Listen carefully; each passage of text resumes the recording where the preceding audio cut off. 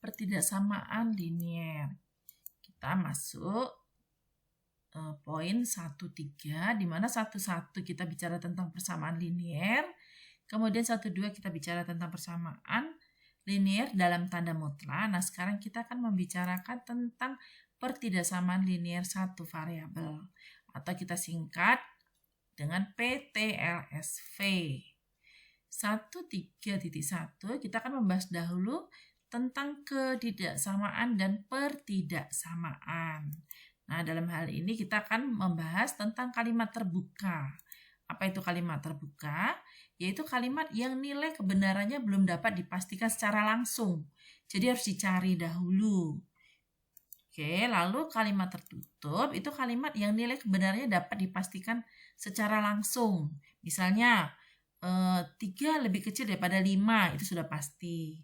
Tapi kalau misalnya kalimat terbuka itu, misalnya X lebih kecil daripada 5. Nah, X itu banyak sekali, harus dicari supaya ini menjadi benar.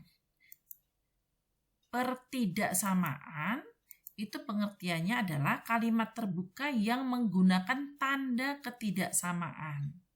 Jadi, pertidaksamaan itu adalah kalimat terbuka. Kemudian ketidaksamaan itu adalah kalimat tertutup yang menggunakan tanda ketidaksamaan. Bedanya di mana?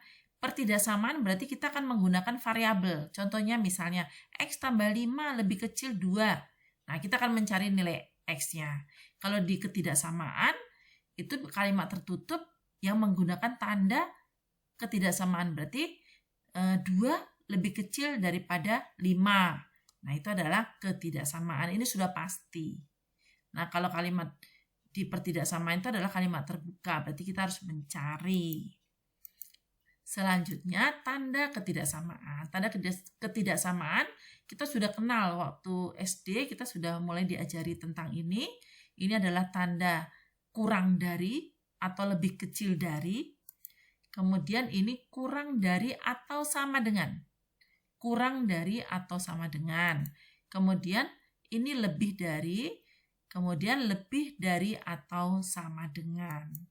Nah, selanjutnya kita belajar tentang interval. Mari kita ulangi. Nah, interval, jenis interval. Ini disebut sebagai interval tertutup. Notasi pertidaksamaannya itu A. Ini dibaca X dulu ya. X lebih besar sama dengan A, lebih kecil sama dengan B. Atau dalam notasi interval itu ditulis seperti ini. Ini tanda kurung siku. Kurung siku menyatakan interval tertutup. Jadi ini A ikut, B juga ikut. Nah, kalau di garis bilangan berarti nanti ini kita buat tanda hitam di sini. Ini menunjukkan bahwa A dan B-nya ikut sebagai himpunan penyelesaian. Kemudian A, X lebih besar sama dengan A. X lebih besar sama dengan A. Maka kita tulis A-nya itu adalah tertutup intervalnya, lalu dia sampai dengan tak terhingga, ini terbuka. Karena tak terhingga itu tidak tahu sampai berapa. Kemudian garis bilangannya seperti ini. Berarti A, karena A ikut berarti A dan seterusnya. Jadi ini X-nya ini di sini lebih besar daripada A. Kemudian X lebih kecil atau sama dengan B. Berarti semua nilai yang lebih kecil atau sama dengan B. B-nya ikut, maka kita tulis sebagai ini terbuka untuk minus tak terhingga. Dan B-nya tertutup dengan tanda siku. Jadi kurung siku ini menyatakan tertutup. Berarti B ikut. Kalau terbuka berarti tidak ikut. Maka di arsirannya seperti ini. Di B-nya kita kasih noktah yang penuh seperti ini. Kemudian interval terbuka. Interval terbuka, X lebih besar daripada A, lebih kecil daripada B. Maka X di antara A dan B tidak ikut. Notasi intervalnya kita buat tanda kurung seperti ini. Ini menyatakan interval terbuka.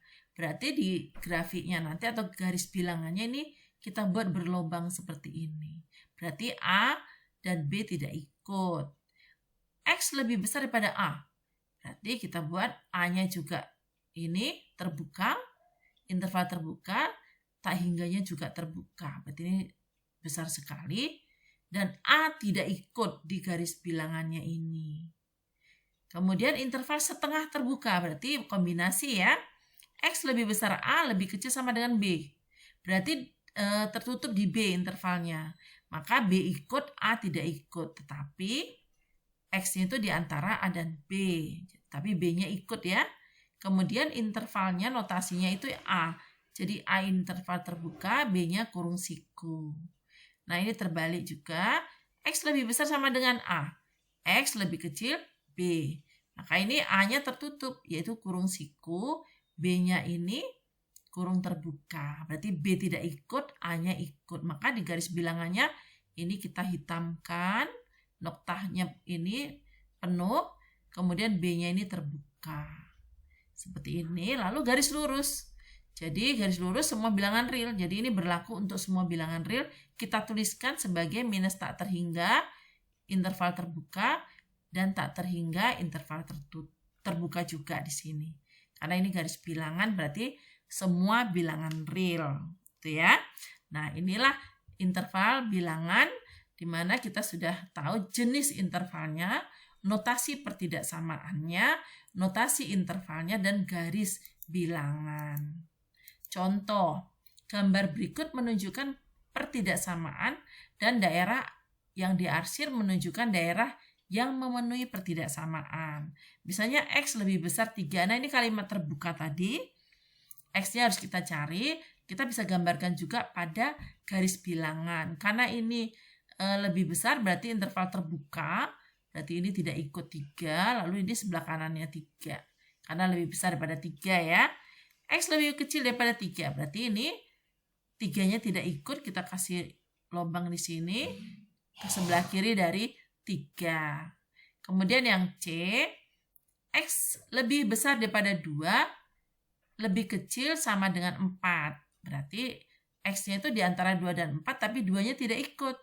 4-nya interval tertutup, berarti 4-nya ikut masuk dalam himpunan penyelesaiannya. Yang D, X lebih kecil 2 atau X lebih besar sama dengan 3. Maka X-nya di sebelah kiri 2, tapi ini terbuka. Kemudian X lebih besar sama dengan 3. Lebih besar atau sama dengan 3. Berarti 3-nya ikut. Maka ini sebelah kanan 3.